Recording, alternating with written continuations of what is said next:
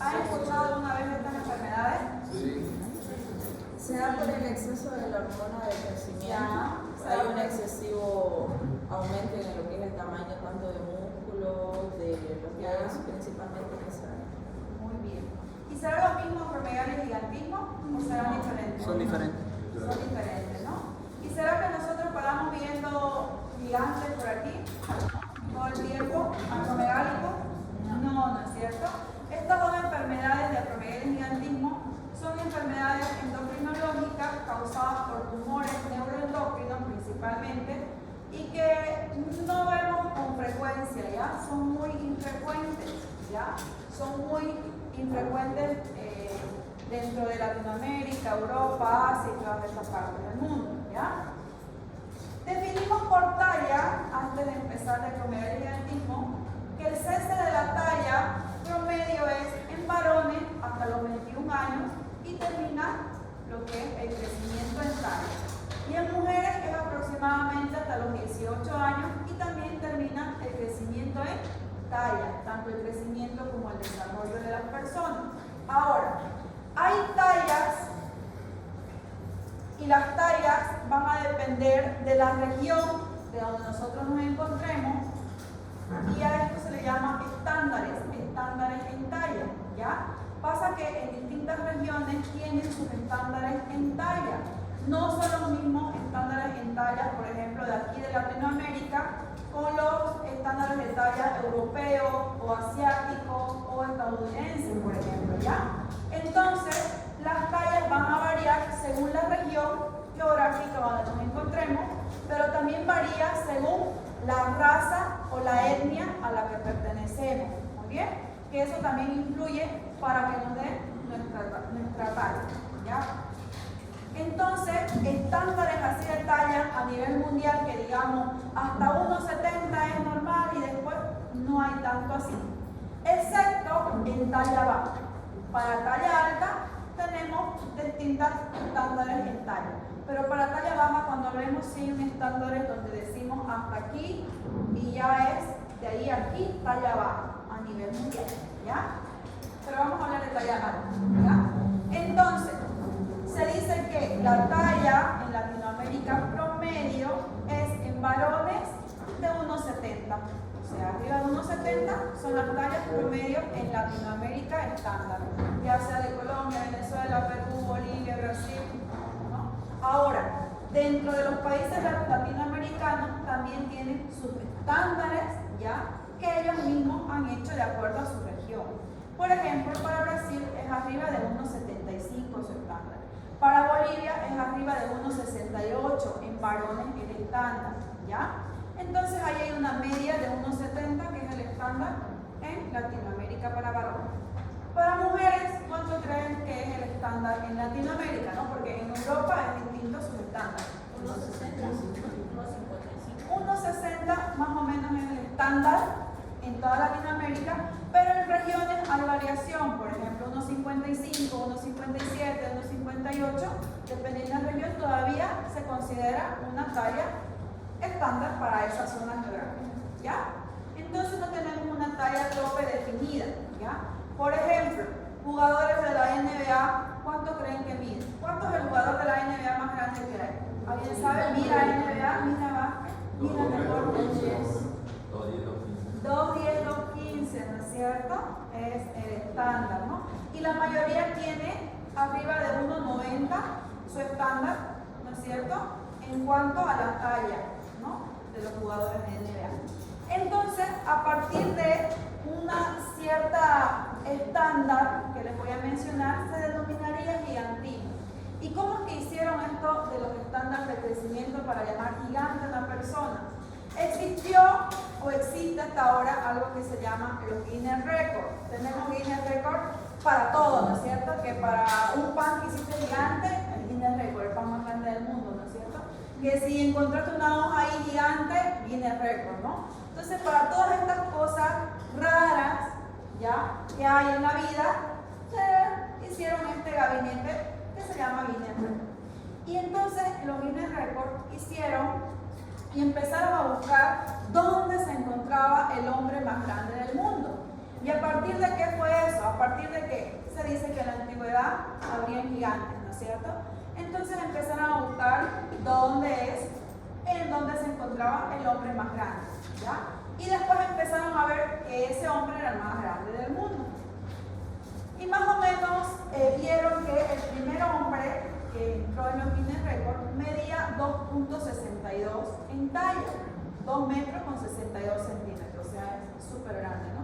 De aquí a aquí debe tener 2 metros y medio más o menos, que son las paredes, ¿no es cierto?, que miden. Entonces 2,62 centímetros fue el primer hombre que se introdujo en los Guinness Records con la talla más grande en el mundo.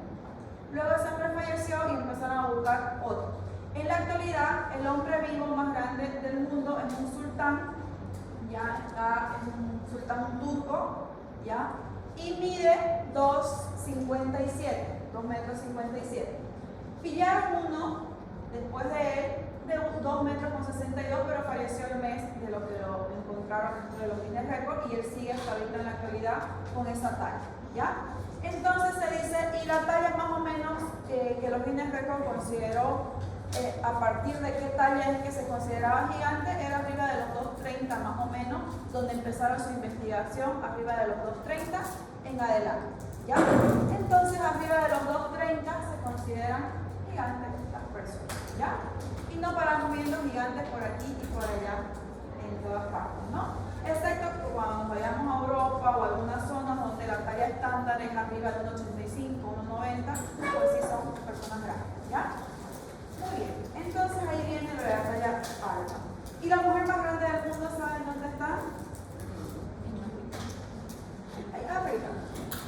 Bueno, lo que es África y India, por ejemplo, de África, mayormente todo lo que son enfermedades infectocontagiosas, es de ahí la raíz, ¿no es cierto?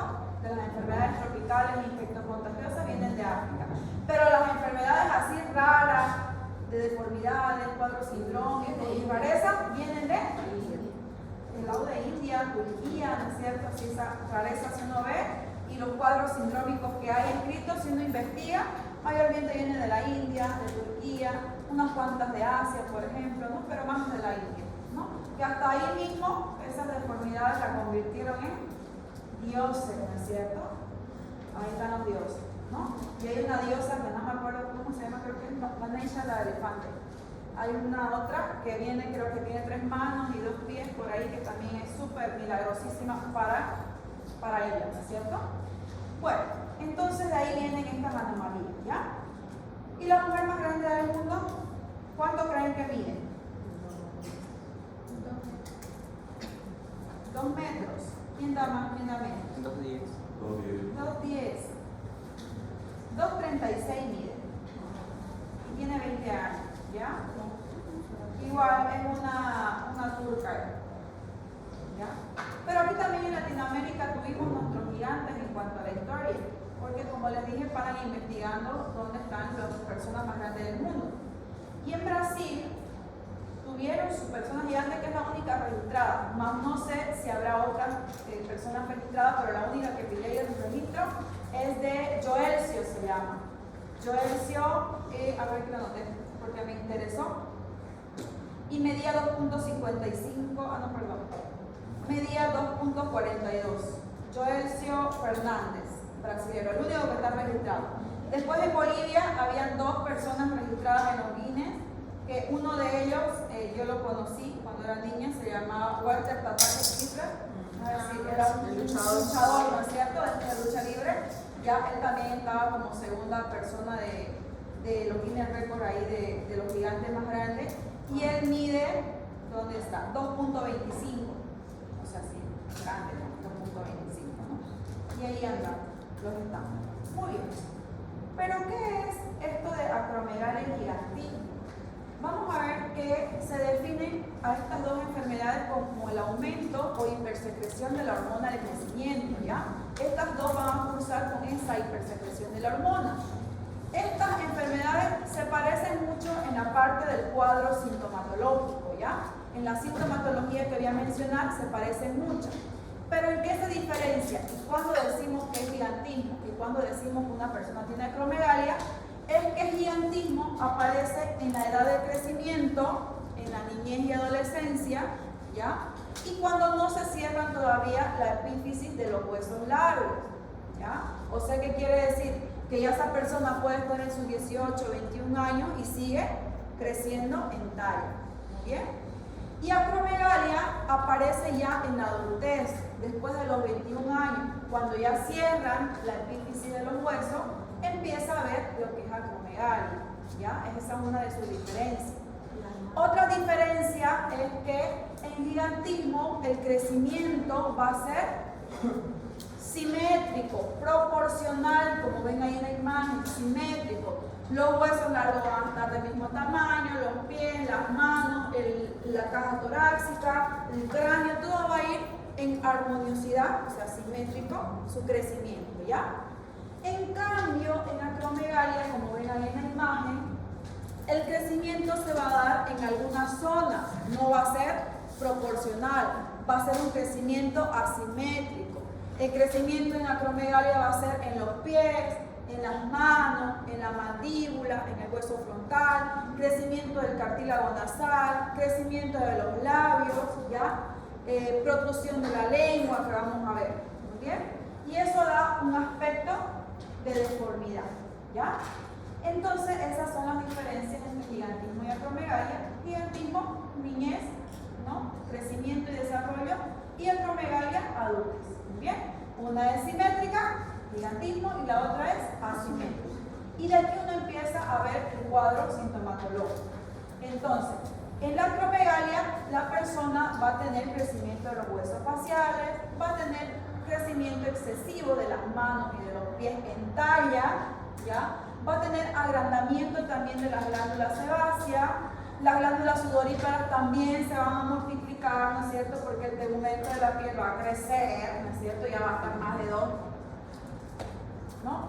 Agrandamiento de la mandíbula también, o sea, protrusión de la lengua, prognatismo que se llama, ¿ya? Y por ejemplo, algunos órganos internos que crecen es el corazón en la acromegalia, y estas personas tienen tendencia a complicaciones como insuficiencia cardíaca, por ejemplo, ¿ya?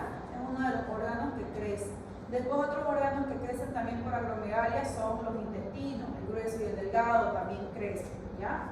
Más los demás está igual, ¿muy bien?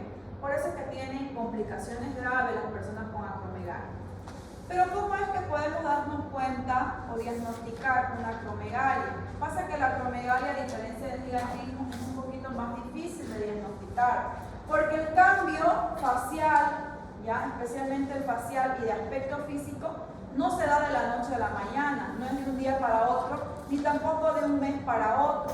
El cambio es progresivo, paulatino, que puede durar años, inclusive. Sí, terminan y continúan atrás la hoja para firmar, ¿ya? Entonces puede tardar años, 10, 15, 20 años, para que la persona pueda percibir su deformidad, especialmente la parte facial, ¿ya? Entonces, la deformidad no es que se da rápido, ¿no? ¿Alguien conoce a ese señor? ¿Lo han visto? Eso no lo usaron para... ¿Cómo se llama? Para hacer usar a las personas. No, es que lo usaron para inspirarse a hacer su carita. Toda la razón, ¿sí? Él, pero es un mexicano y es un luchador también de lucha libre, así como Ataque Kimber de acá, también de lucha libre, muy famoso en México y en todo lo que es Latinoamérica e inclusive Europa, porque ha ganado muchos torneos. Él ya falleció.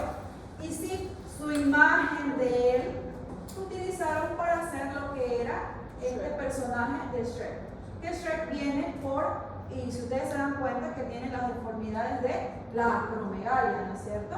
Pero muy lindas sus historias de Shrek, yo me las sé todas. ¿Muy bien? Pero de ahí viene, y es muy famoso, ya falleció, hará unos 3 años, creo que por ahí, no me acuerdo bien, pero ya falleció, ¿ya?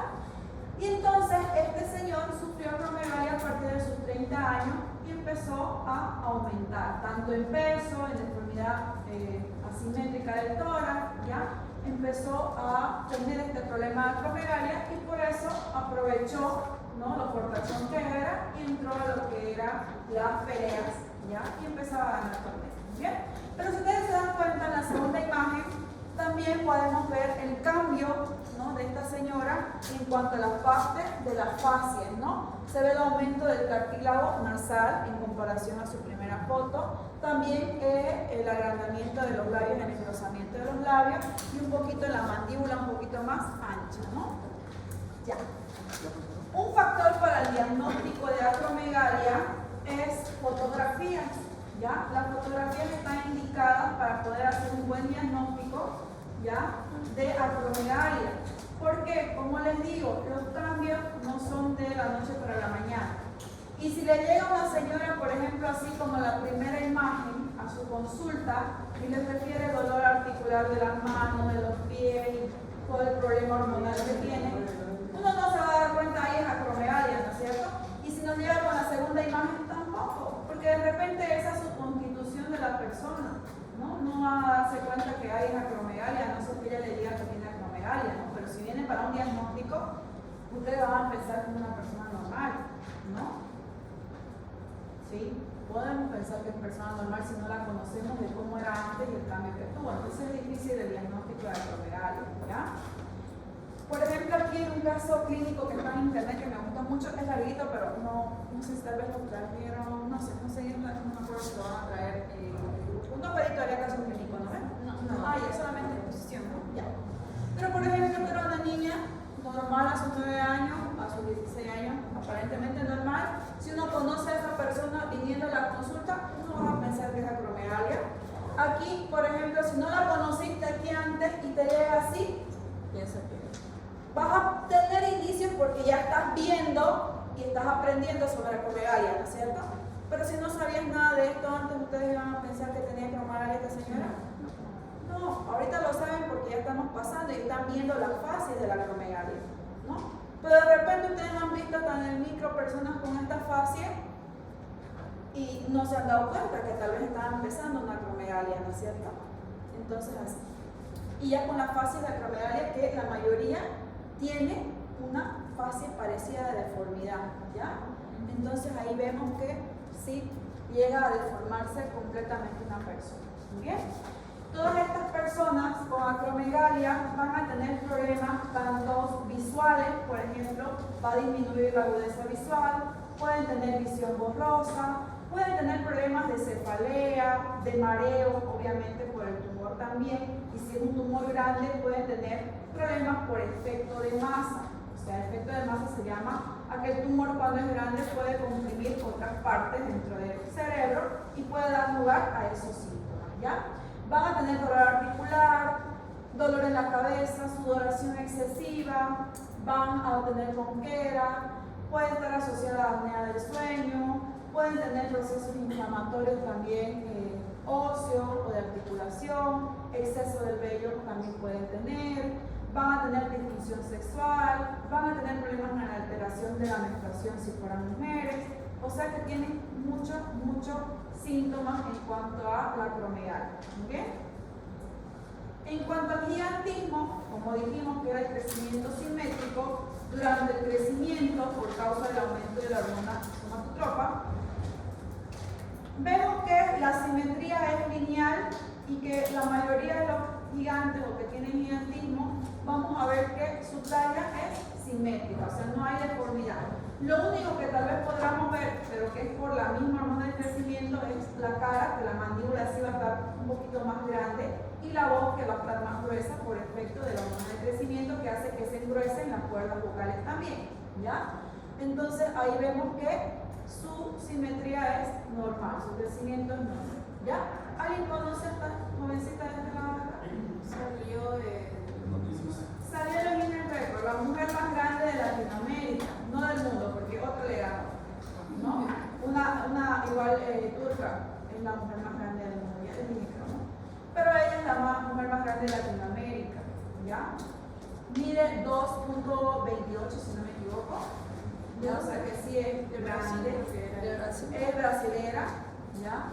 Tiene su novio, creo que con una familia. Estaban buscando casarse cuando vi un programa. Ah, No me acuerdo si era el tabú o era mi cuerpo, mi desafío, no me acuerdo qué programa era. Pero estos programas de Discovery son programas extraños, ¿no es cierto? Sí.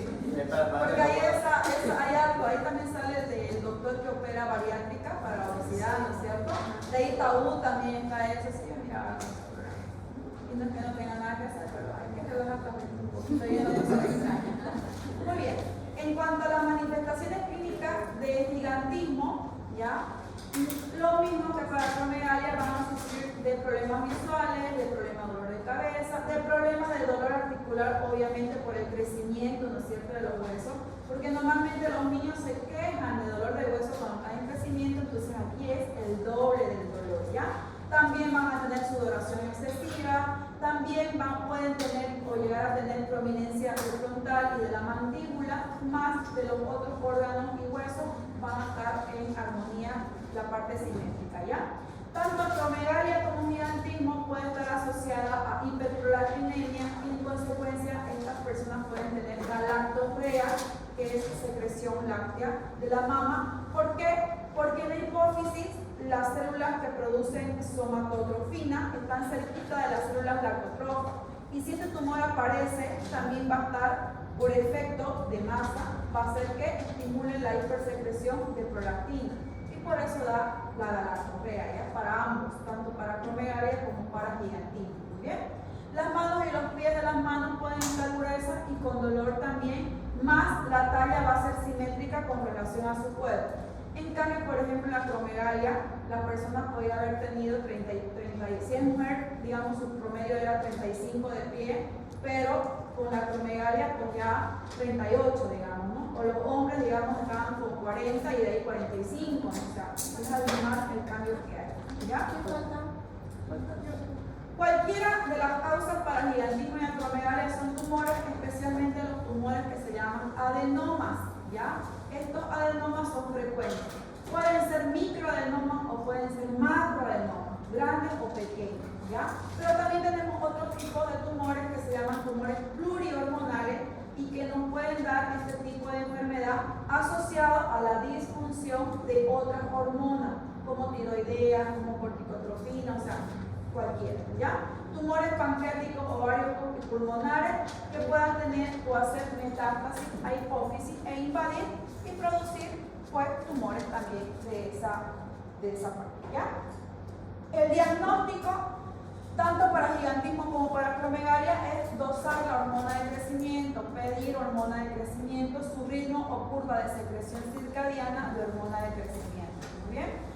A eso podemos pedirle glucosa, porque la mayoría tienen complicación de diabetes. Tenemos que pedirle fósforo, magnesio, calcio también para ver la parte mineral ósea, PTH, que también es la aparato hormona que se le debe pedir.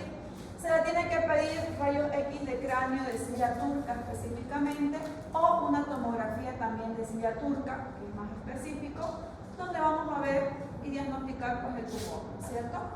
Esos estudios. Entre otros estudios que se les va a solicitar, pues ya son los de rutina, el hemograma, el examen de orina, ¿no? Que eso sí o sí tienen que ir. Ionograma, que también se le tiene que pedir a estas personas. ¿Qué más? Electrocardiograma, rayos X de tórax también se le tiene que pedir, porque tanto gigantismo como acromegalia sufren de infartos y de insuficiencia cardíaca, ¿ya? Muy bien, ya que el corazón tiene que trabajar el doble, ¿no? Imagínense de grande trabajar. Si con tamaños estándares le cuesta trabajar al corazón, imagínense con tamaños grandes. En cuanto a las complicaciones, son muchas, desde una diabetes mellitus ya hasta artritis, insuficiencia cardíaca, pólipos, intolerancia a la glucosa, hipertensión, hipopituitarismo, apnea, compresión de la médula espinal. Vimos la imagen del gigante que estaba así inclinado, tiene problemas de médula también, fibroide uterino o problemas a nivel de útero en mujeres, también anomalías de la visión. Pueden sufrir también problemas de la libido, tanto para hombres y para mujeres. ¿Bien? En cuanto al tratamiento quirúrgico, no se tiene que extirpar el tumor. El tumor, una vez extirpado, uno puede hacer reemplazos ya de otras hormonas si hicieran falta y estuvieran afectadas otras hormonas, se puede. Una vez extirpado el tumor, no podemos volver el tamaño a la normalidad, no, eso es imposible, ¿no? Por si alguien se pregunta ahí, no pueden volver a la normalidad, ¿ya? Se quedan ahí con el tamaño. No es lo mismo tratar una talla baja, que sí puedes hacerlo crecer y llegar a la talla estándar, que tratar un gigantismo acromegalia que no puedes volver a su talla normal. ¿ya? Lo que se hace con la extirpación del tumor es que se eviten esas complicaciones y que ese tumor vaya creciendo y dando mayor complicación para la persona y mejorar su calidad de vida de esa persona. ¿Okay? Hay otro tratamiento también que se hace con inhibidores de la hormona del crecimiento. Uno de ellos se llama octreotide, ¿ya? Estos inhibidores de la hormona del crecimiento son ideal cuando hay tumores pequeños, ya menor a 10 centímetros, así súper pequeños, donde se pueda tratar con este tipo de inhibidores de la hormona del crecimiento. Se le puede dar también inhibidores de la prolactina, como por ejemplo la bromocriptina, ya que va a ayudar a inhibir lo que es la galactorrea.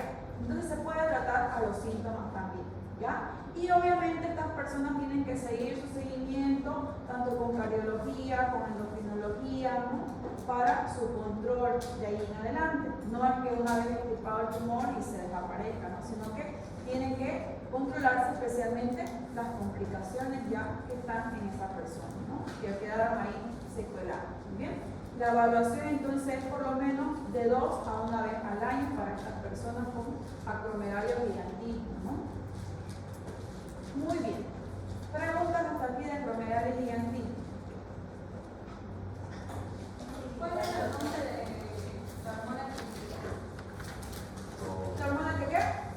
que hacía que no... El medicamento que inhibe es un análogo de somatostatina y se llama octreotide o cetriotide. ¿Ya? ¿Esto es qué falta?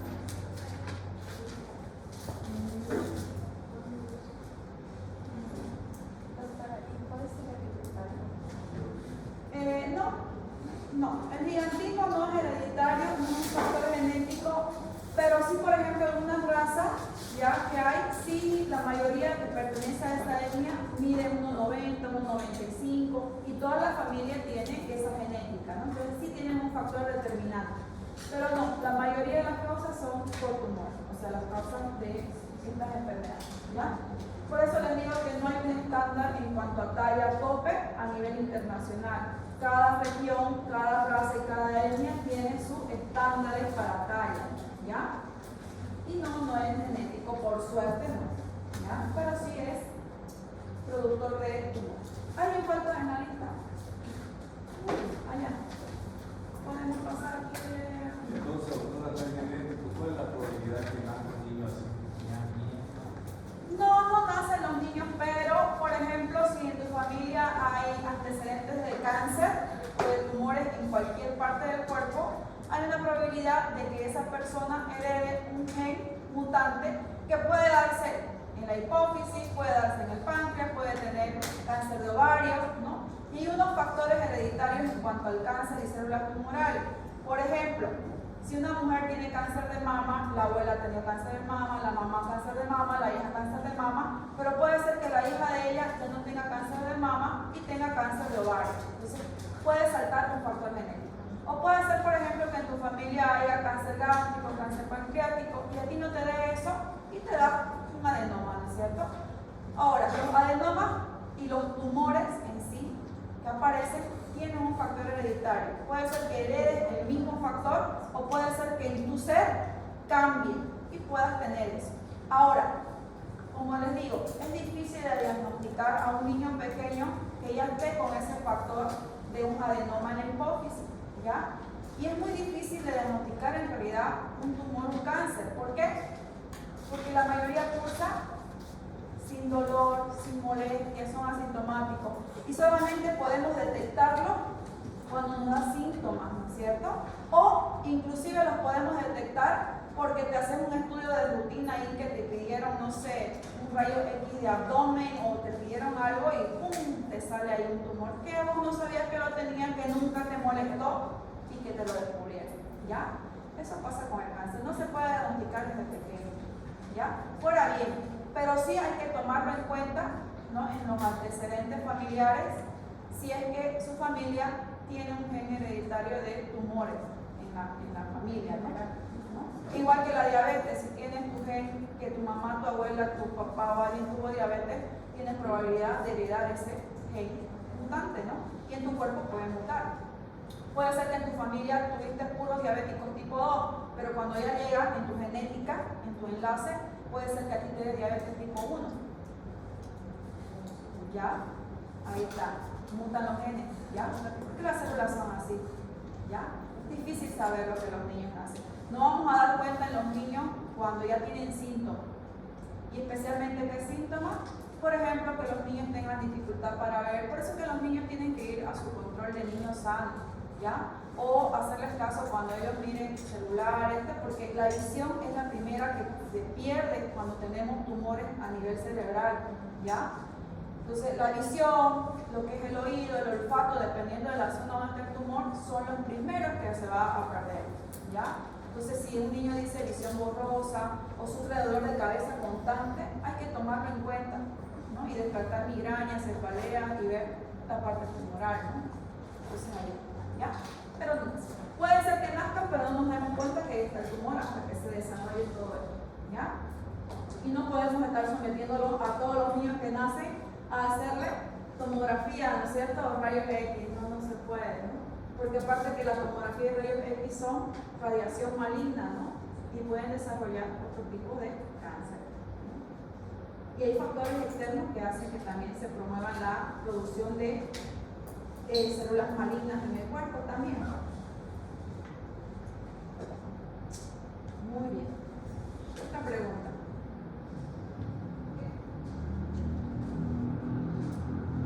Bueno, vamos a irnos al otro extremo entonces. Ya hablamos del extremo gigante. No vamos al extremo de pequeños. Muy bien. Que esto sí es más frecuente, ¿no? O sea, talla baja, por cualquier causa la vamos a ver. O sea, talla baja, si alguien va a ser pediatra o medicina general o lo que sea, va a tener hijos y todo. Y lo que va a preocupar más es talla baja. Porque talla alta, ¿qué padre va a decir? Ay, yo lo veo con gigante a mi hijo, ¿no? Mientras más grande, mejor que se va a preocupar. Porque ya va a preocuparse cuando ya siga creciendo y siga creciendo y lo lleve recién, ¿no es cierto? Tenga síntomas grandes, ¿no?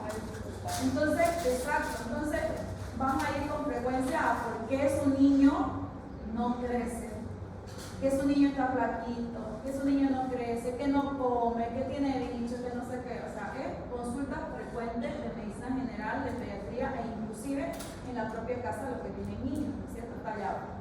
Ahora vamos a ver que hay talla baja de todas las clases. Tenemos talla baja por causa genética, que se heredan, hay un gen mutante ahí, que van a dar lugar a estos seres que tienen casi la misma carita y de lo que ustedes ven en todas las películas, ¿no es cierto?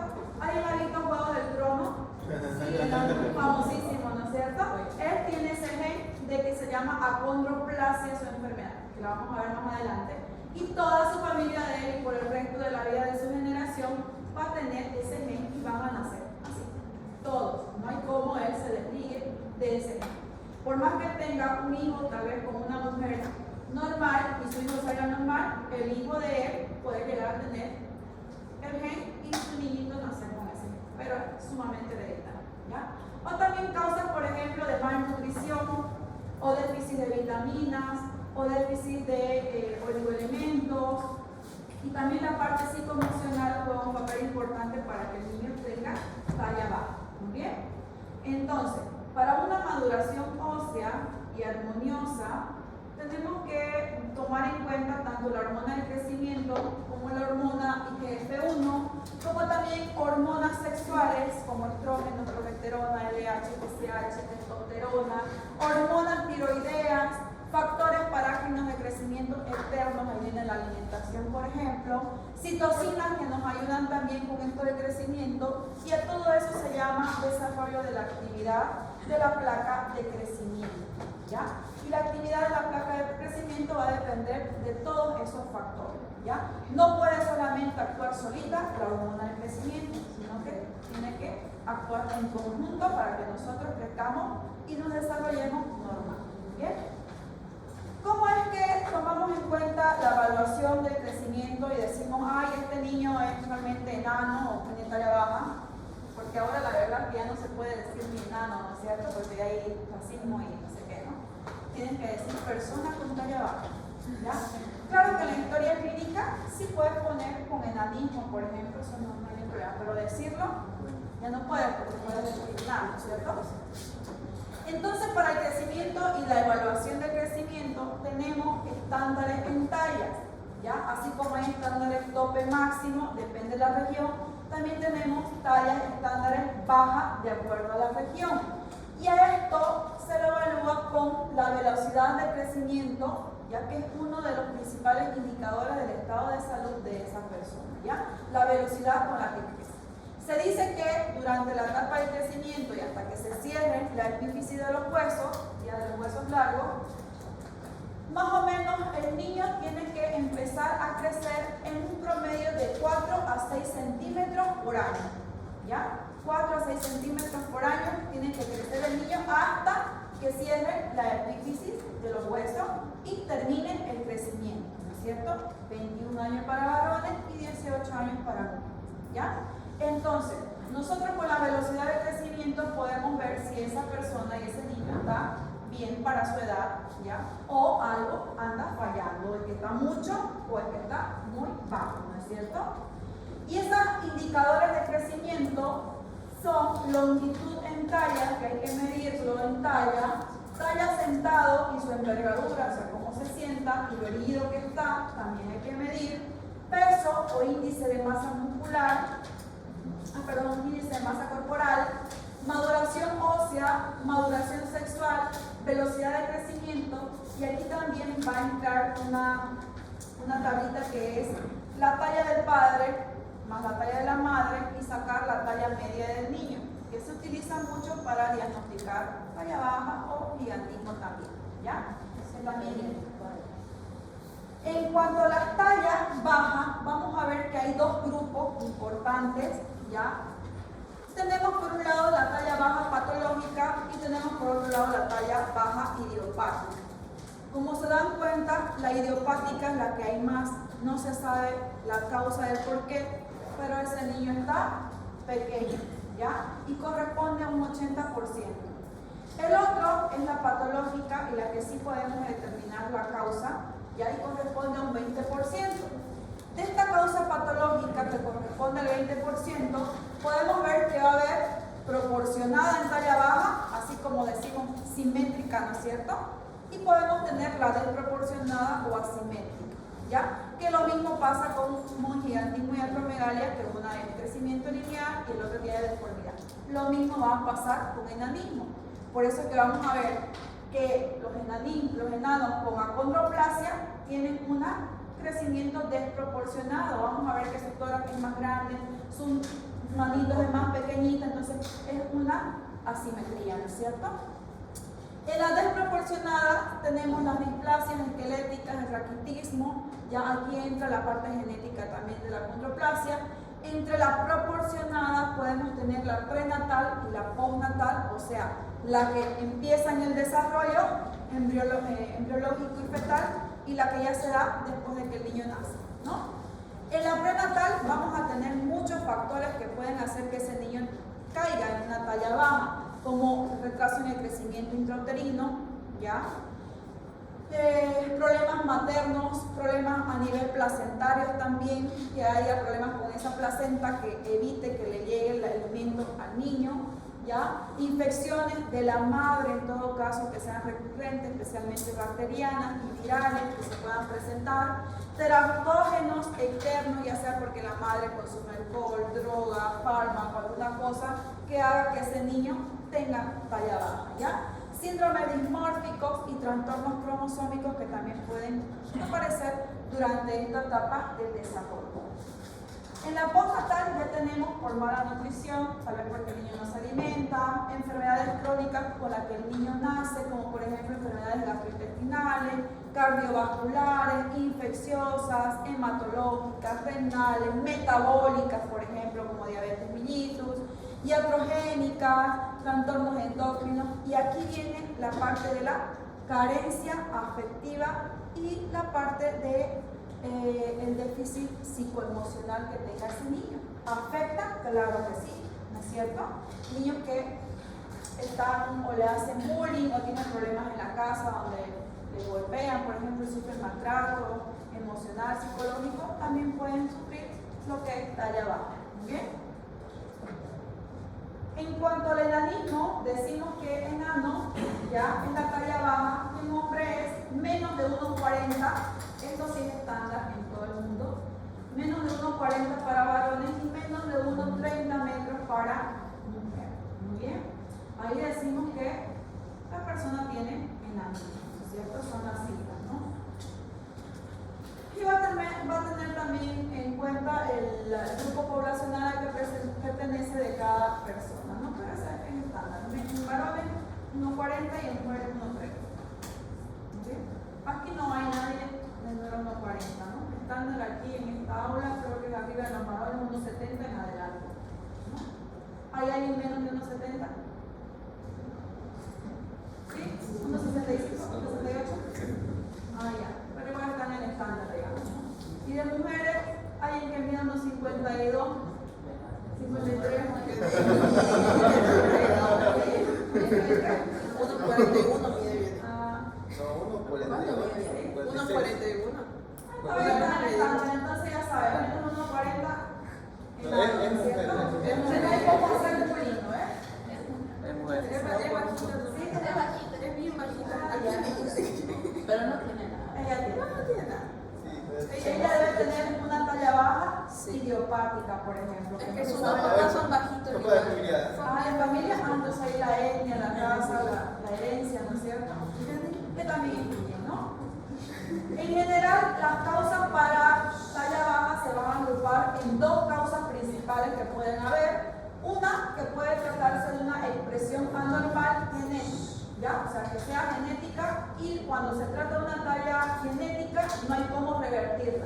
Ni aunque tú le pongas hormona de crecimiento, ni aunque le des alimentación saludable, ni aunque le des vitamina, ni aunque tú hagas lo que hagas, no puedes revertir ese enanismo, ¿ya? Ahí queda, con talla baja.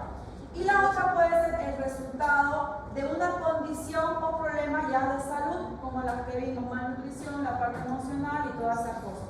Que eso sí se puede revertir, claro. Mejorar la infección, mejorar su enfermedad, mejorar la parte psicoemocional y mejora el niño en crecimiento hasta su talla adecuada para su edad, ¿cierto? Entonces eso sí podemos revertir. Ahí podemos dar hormona de crecimiento, vitaminas, nutrirlo, ¿no? Muy bien. Enfermedades que pueden causar talla baja genética, tenemos aquí la condroplasia, que ahí no les puse todas porque en realidad hay muchísimos cuadros sindrómicos que cursan con talla baja, pero de los que vamos a ver frecuentemente y de los que se habla, ¿ya? Porque en pediatría solamente hay un tomo así, sin mentirles, de talla baja y de todos los cuadros sindrómicos que te producen talla baja y de toda la parte genética que te produce talla baja, o sea, es algo, ¿ya? Inclusive hay una subespecialidad dentro de la pediatría que ve solamente talla baja y las causas de talla baja, ¿ya? Entonces la condroplasia sí es un trastorno del crecimiento de los huesos y de los cartílagos de los huesos, y especialmente empieza cuando está en el desarrollo embrionario y fetal. Muy bien, ahí es donde empieza a haber esta mutación genética y se caracteriza principalmente porque las extremidades van a estar cortas con relación a su tronco o al tórax, ¿ya? La cabeza va a estar desproporcionada y grande en relación al tórax, ¿no es cierto? La frente va a estar prominente, van a sufrir de obesidad, las extremidades inferiores también van a estar cortas, las piernas con relación al tronco, así como ven ahí en la imagen, ¿no es cierto? Piernas cortas, tronco normal, ¿ya? Piernas cortas, brazos cortos también, y la cabeza se ve con prominencia del frontal, nariz achatada, ¿ya? Porque en el crecimiento también la boca va a estar un poco achatada y pueden tener simaprolosia, ¿ya? Aumento del tamaño de la lengua. Cuello corto en la mayoría con proporción a su tórax, ¿ya? En las manos, en los dedos pueden tener deformidad también en los dedos, y en los pies también pueden tener deformidad, o pueden tener dedos múltiples, o puede ser que le falte polidactilia o adactilia también en algunos casos, ¿ya?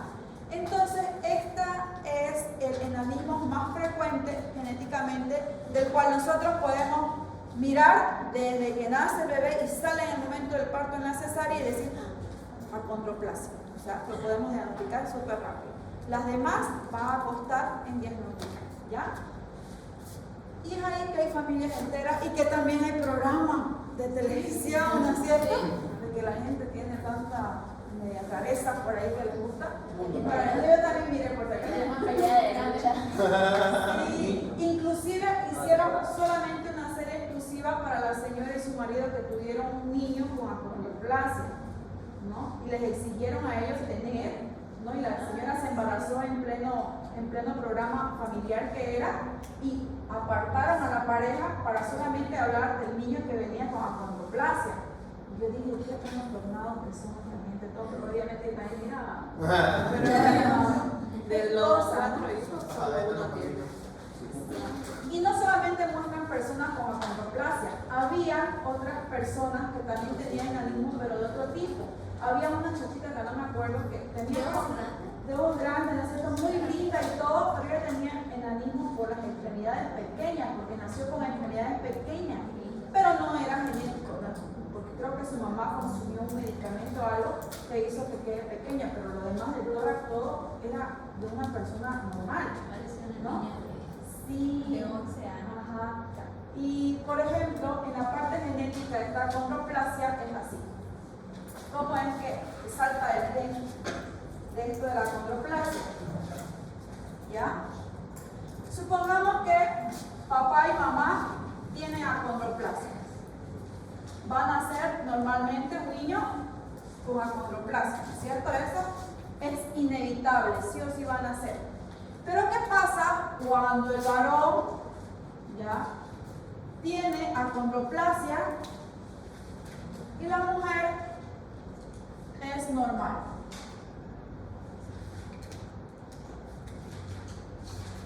La probabilidad mayor del 50% es que este niño herede la acondroplasia. ¿Ya? El segundo hermano que tenga puede ser que nazca normal. Y el último niño que tenga puede ser que nazca con acondroplasia. ¿Ya? O sea, hay más alta probabilidad cuando el varón es el que porta el gen. ¿Qué pasa cuando el varón es normal y la mujer tiene acondroplasia?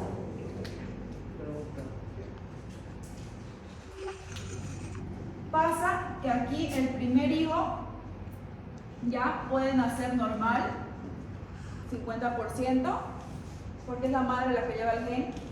El segundo hijo que tenga puede salir normal o hay una probabilidad de que salga con acondroplasia. Pero el último niño es el que mayor probabilidad tiene de salir con acondroplasia. ¿Ya? Pero ¿qué quiere decir? Que aunque este niño o niña que salga normal tiene su gen mutante para acondroplasia, ¿qué quiere decir? Que aunque este niño sea normal, puede juntarse con otra persona y nacer su primer niño con acondroplasia, o su segundo niño, o su tercer niño con acondroplasia. Pero sí o sí van a tener uno en la familia con acondroplasia, porque el gen lo llevan en la parte genética. ¿Ya? Entonces, la acondroplasia no se va a perder, ahí va. ¿Ya? Muy bien. ¿Alguien tiene en su familia personas con acondroplasia?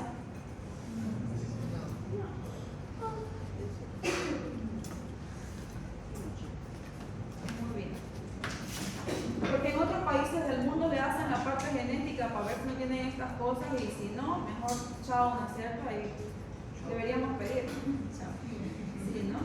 Entonces son familias enteras con acondroplasia, ¿ya? Otra causa de, por ejemplo, en este trastorno de acondroplasia, no se puede hacer tratamiento con hormona de crecimiento porque genéticamente no va a haber dónde actuar, no hay, ¿ya? Ni tampoco nutricional, ni nada de esas cosas. No se puede revertir. Pero tenemos estas otras causas, por ejemplo, la causa nutricional, ya sea por privación del receptor GH o su receptor, por desnutrición calórica, por una diabetes tipo 1 no controlada, por una insuficiencia renal o por cualquier infección que esté causando que ese niño no se alimente bien, podemos revertirla, ¿ya? Uno, por la parte de la alimentación y dos, ver si realmente va a necesitar reemplazo o no, ¿ya? A veces solamente revertimos lo que es la infección va a crecer normal, ¿ya? Y la talla baja de psicosocial, pues también se puede revertir, ¿ya? ¿Cómo lo revertimos? Mejorando el ambiente psicológico de ese niño, ¿no es cierto? Ver dónde hay maltrato, si el maltrato viene en el entorno familiar, si el maltrato de repente viene en colegio, ¿no es cierto? Porque tal vez le hacen bullying por alguna cosa y los niños a veces no hablan y no quieren comer.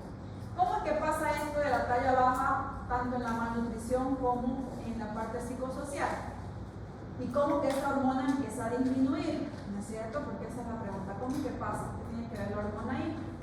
Cuando hay privación, por ejemplo, del sueño, porque al tener algún tipo de maltrato o privación de la alimentación, tú vas a causar que tu cuerpo sufra un cambio, ¿ya? Y va a haber un cambio en el trastorno del sueño, que es lo primero. Y las personas sufren insomnio, ¿no es cierto? Entonces, cuando hay insomnio, no va a poder secretarse la hormona del crecimiento, ni tampoco la melatonina. Por eso es importante saber el ritmo circadiano y la hormona del crecimiento, que seguramente nos van a decir en la clase práctica, ¿no es cierto? Entonces, por ejemplo, la hormona del crecimiento empieza a secretarse a partir de las 8 de la noche en adelante. Por eso es que a los niños se los manda a dormir temprano, que hoy en día no se cumple. Después los papás llegan y dicen, ay, ¿por qué mi hijo no crece, no duerme, no es ni para con mujeres, ¿no? Entonces, dormir temprano para que la hormona del crecimiento se secrete. Cuando hay abuso o cuando hay una malnutrición, lo primero que aparece en el cuerpo de cualquier persona es insomnio.